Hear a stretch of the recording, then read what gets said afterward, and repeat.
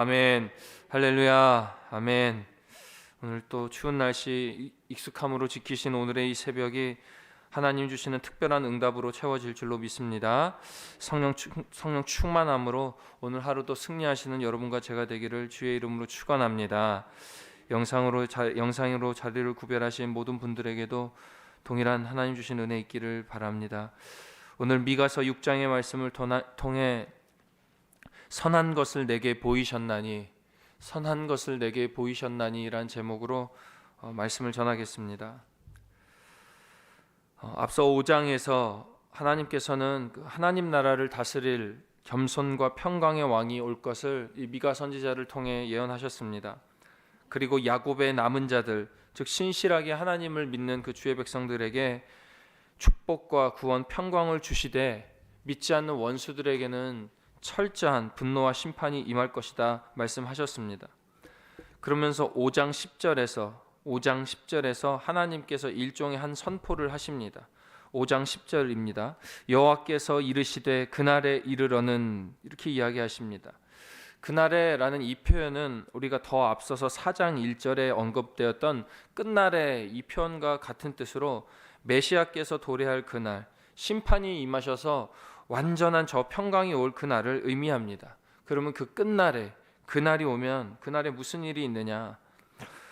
5장 10절에서 15절까지 저 예루살렘을 정결하게 하신다는 것입니다. 심판의 작업, 성결의 작업이 이 예루살렘 이스라엘 백성들에게 있다는 것입니다. 특별히 인간이 의지하고 있는 것들, 인간이 하나님 외에 의지하고 있는 것들을 구체적으로 언급하시면서 그 세력들을 다 무너뜨리게 할 것이다, 하나님 말씀하고 계신 것입니다. 그것이 말, 병거, 견고한 성읍, 나아가 우상과 아세라 신상이 다 멸하게 될 것이다 말씀하시면서 반드시 하나님께 말씀에 순종해야 된다는 것을 5장에서 강조하며 마무리하고 있습니다. 그러면서 오늘 본문 6장으로 화면이 전환됩니다. 미가 선지자는 이스라엘 백성들을 향해 오늘 본문 1절에서 너희는 여호와의 말씀을 들을지어다 이렇게 선포하며 2절에서는 너희는 여호와의 변론을 들으라 이렇게 말씀하십니다. 여호와의 말씀을 듣고 너희는 여호와의 변론을 들을지어다 이러면서 그 이스라엘 백성들의 그 시선과 귀를 모읍니다. 이곳에 쓰인 이 단어들을 보면 이 배경이 마치 법정에서 변론을 펼치고 있는 것 같습니다. 이것은 이 미가 선지자가 이스라엘 백성들에게 하나님의 말씀의 기준으로 정확하게 너희들 죄가 무엇인지 깨달아라, 그러면서 철저하고 명확하게 죄를 구별하고 계신 것입니다. 그리고 그 죄 하나하나에 대해서 계수하시면서 철저한 결과, 너희 죄에 대한 결과가 무엇인지를 오늘 이 말씀 가운데에 얘기하고 계신 것입니다. 세상의 심판은 죄를 정죄하고 끝날 뿐이지만 하나님은 그러나 이 죄의 정화 과정을 통해서 그 죄를 계수하시면서, 그리고 더 나아가 그 죄를 씻어주실 뿐만이 아니라 씻어주시는 과정을 통해 주를 바라보게 하시고 회개하게 하셔서 다시금 우리로 하여금 그 은혜의 보좌로 담대히 나아갈 수 있도록 우리를 인도하여 주신다는 겁니다. 바라기는 오늘의 이 말씀을 통해서 다시금 우리의 믿음의 현재를 점검하시고 주님의 공의로 우리의 믿음의 상태, 믿음의 현재의 신앙생활을 잘 정리하셔서 하나님 주시는 축복을 마음껏 누리게 되시기를 먼저 주의 이름으로 축원을 드립니다. 첫째로 깨닫게 하실 때에 들어야 합니다. 깨닫게 하실 때에 들어야 합니다.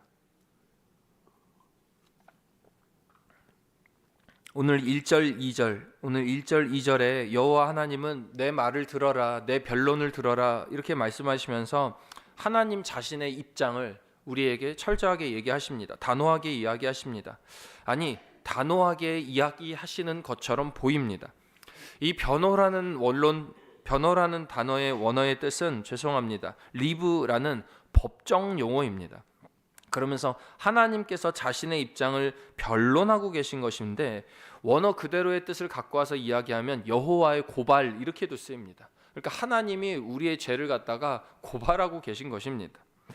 하나님께서 이 법정이라는 배경을 갖고 오셔서 죄성 가득한 이스라엘 백성들을 고발하시면서 너희들이 이런 죄 졌으니까 봐라 이렇게 고발하고 계신 것입니다.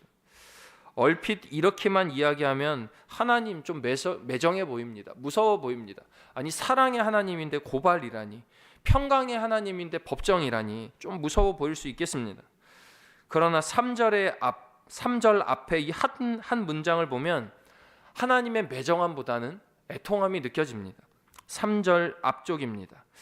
이르시기를 내 백성아 내가 무엇을 내게 행하였으며 무슨 일로 너를 괴롭게 하였느냐 너는 내게 증언하라.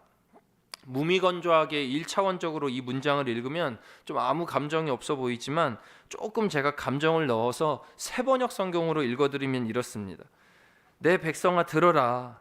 내가 너희에게 어떻게 했냐? 내가 너희에게 짐이라도 되었냐? 어디 내가 도대체 뭘 잘못했는데 나한테 좀 말이라도 해봐라. 왜 이렇게 나한테 죄를 짓느냐? 감정을 넣은 건데 죄송합니다. 내가 너희한테 뭘 했는데 어떻게 너희를 지치게 했길래 너희가 나한테 이렇게 하냐? 말 좀 해봐라. 하나님께서 이런 애통과 질투와 사랑의 간절함의 마음으로 이스라엘 백성들과 또 우리에게 말씀하고 계시는 것입니다.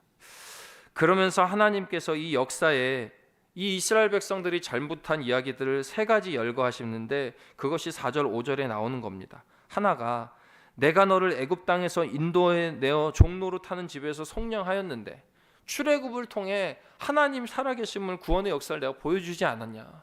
두 번째가 발락과 발람의 일인데 이거는 민수기 22장에서 24장에 있는 그 모압 왕 발락이 발람을 통해서 이스라엘을 거짓 저주하려던 사건을 예로 드시는 겁니다.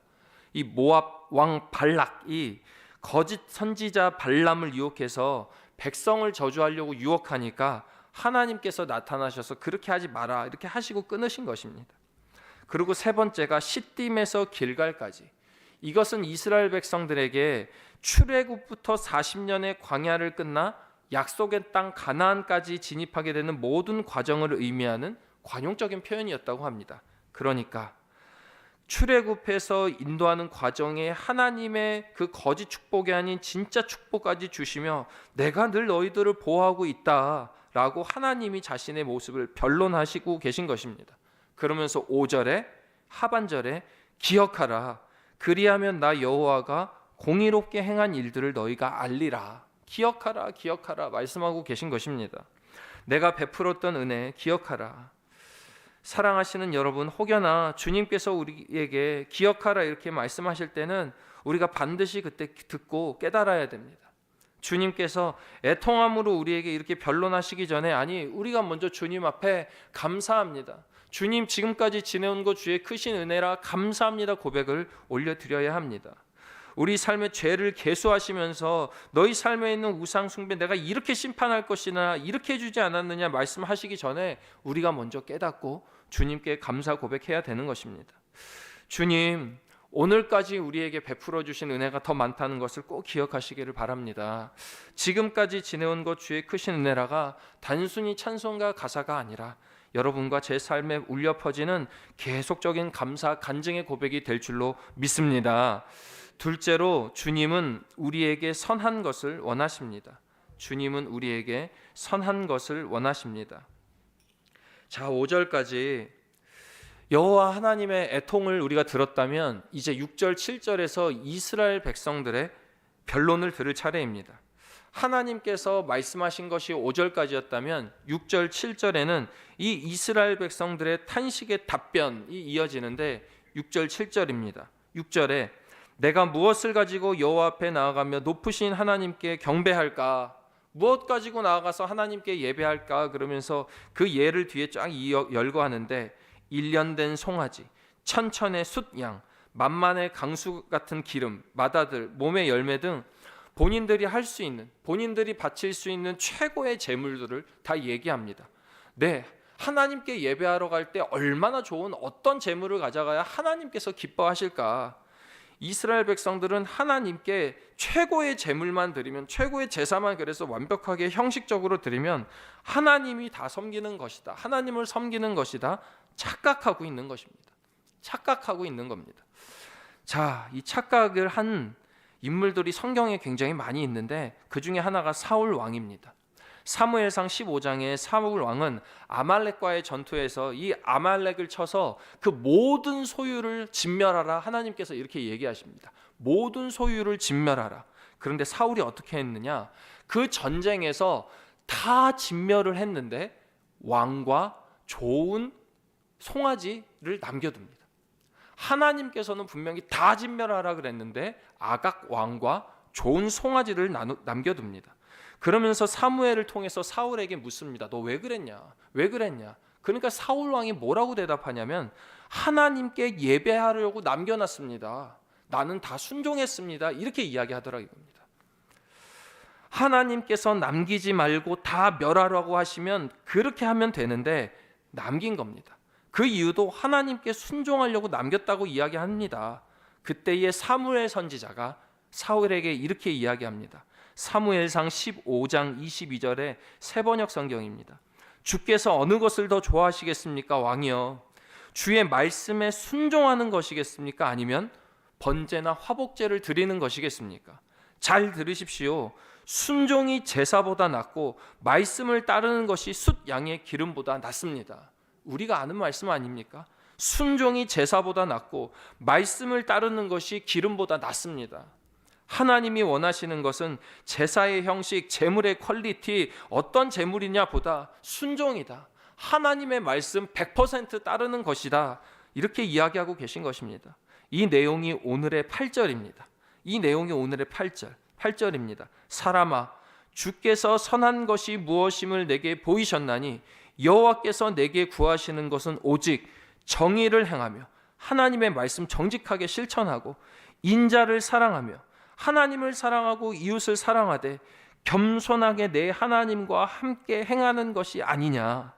하나님과 함께 하는 삶, 하나님의 말씀에 순종하며 하나님 사랑하고 이웃 사랑하는 삶이야말로 하나님이 우리에게 원하시는 100% 순종의 삶이라는 것입니다. 사랑하시는 여러분, 주님이 우리에게 전체적이고 전인적인 삶의 순종을 원하고 계신 줄로 믿습니다. 이거는 맞고 이건 아니고의 판단을 우리가 하면 안 된다는 겁니다. 하나님께서, 우리가 생각이 조금 달라도 하나님께서 이렇게 하라 그러면 그것이 하나님이 기뻐하시는 순종의 대사가 되는 거고, 우리 삶에 틀린 것 같아도 하나님이 맞다고 하시면 네 아멘 하면서 나아가는 것이 하나님 기뻐하시는 순종의 제사인 줄로 믿습니다. 오늘 하루 주님께서 기뻐하시는 온전한 삶의 제사와 예배를 드리는 저와 여러분 되시기를 주님의 이름으로 축원합니다. 끝으로 죄는 반드시 우리를 황폐하게 합니다. 죄는 반드시 우리를 황폐하게 합니다. 이어지는 9절에서 16절까지는 다시 하나님께서 이 이스라엘의 죄성을 밝히시며 심판의 내용을 또 이야기하십니다. 6절에서 7절에 이 제사와 제물에 대해 하나님과 코드가 좀 안 맞는 것 같은 이 이스라엘 백성들의 불순종한 모습을 좀 포괄적으로 이야기했다면, 이 9절부터는 구체적으로 너희들의 죄가 삶에서 어떻게 지어졌는지를 쫙 이야기하고 있는 겁니다. 9절에서는 여호와를 경외하는 것이 지혜다라고 이야기하면서 10절, 11절에는 이 부정한 저울을 사용하는 상인들의 그 모습을 지적하고 있습니다. 12절에는 불의한 부자들을 지적하십니다. 즉 수단과 방법을 가리지 않고 백성들을 약탈하면서 고통 주는 하나님의 백성답지 않은 이기심에 욕심에 찬 그 백성들 심판할 것을 선포하시는데 13절로 우리가 눈을 바라보시기 바랍니다. 13절입니다. 그러므로 나도 너를 쳐서 병들게 하였으며 내 죄로 말미암아 너를 황폐하게 하였다. 나도 너를 쳐서, 너가 백성들에게 한 것처럼 너를 쳐서 병들게 하며 내 죄로 말미암아 너를 황폐하게 할 것이다라는 심판하신다는 이야기를 하나님 하고 계신 것입니다. 여호와 하나님과 이 이스라엘 백성들 사이에 죄와 또 변론에 대한 이 고발의 문답이 내일 있을 7장의 초반까지 이어집니다. 물론 끝은 주께서 우리를 긍휼히 여기시고 우리의 죄를 바다에 던지셔서 그 하나님의 성실과 인애를 베풀어 주시는 약속의 말씀에 대한 그 약속의 증거로 그 끝은 전개됩니다. 그러면 그 약속을 신뢰하는 우리의 믿음의 자세, 만약에 우리가 그 약속을 신뢰하는 확신 있는 믿음의 자세라면 우리의 삶은 죄를 계산하는 이기주의 욕심의 삶이 아니라 말씀에 순종하는 주님께 순종의 제사를 올려드리는 삶이 되어야 된다는 것입니다. 하나님께서 내 모든 것을 책임지시고 입혀주시고 먹이시고 내 삶을 책임져 주시는 분이라는 그 영적인 신령한 가치를 붙잡는 믿음이 우리에게 있을 때에 우리의 삶의 전인적인 제사를 주님이 기뻐 받아주시는 줄로 믿습니다. 오늘 하루 우리 삶에 있는 여러 죄들을 멀리하여 주시고 그렇게 우리 삶의 순종의 예배와 순종의 전인적인 제사를 올려드리는 오늘 하루 되시기를, 그래서 최후 승리를 맛보게 되시기를 주의 이름으로 축원합니다. 자비하고 은혜로우신 하나님 아버지, 우리 삶의 순종의 제사를 온전히 드리지 못하는 부분이 있다면 용서하여 주시옵소서. 재물보다 마음, 제사보다 듣고 순종을 원하시는 그 주님 앞에 우리의 마음을 온전히 드리겠다 결단하오니 삶의 순종의 제사를 기쁘게 받아 주시옵소서. 그 믿음으로 기쁘게 나아갈 때에 죄에 묶이지 아니하고 죄로부터 자유할 은혜를 다시금 우리에게 부어주셔서 그 구원의 감격으로 평화의 삶 마음껏 누리게 하여 주시옵소서. 믿음의 확신으로 겸손의 예물 드리오니 기쁘게 받아주시고 우리 삶의 가장 아름다운 순종의 열매가 주렁주렁 맺히게 하여 주시옵소서. 예수 그리스도의 이름으로 기도하옵나이다. 아멘. 이 시간 함께 기도